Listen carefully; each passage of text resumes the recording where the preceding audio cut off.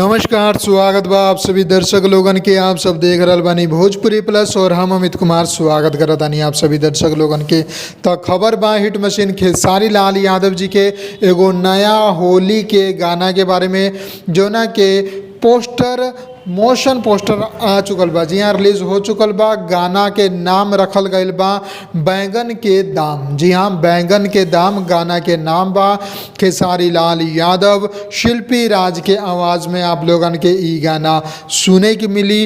Video में खेसारी लाल यादव जी के साथे सृष्टि पाठक जी बाड़ी और जौन गाना बा ई आप लोगन के बिहान सुबह 11 बजे यानी कि 26 फरवरी सुबह 11 बजे सारे गामा हम भोजपुरी यूट्यूब चैनल पर एकर ऑफिशियल टीजर देखे के मिली। तब बिहान तैयार हम आप लोग फुल टीजर देखे खातिर, और ओकरा बाद टीजर के साथ ही एकर रिलीज डेट फुल वीडियो के भी अनाउंसमेंट कर दिहल जाई।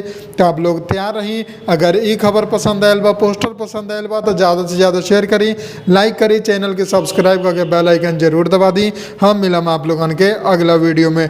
जय भोजपुरी, प्रणाम।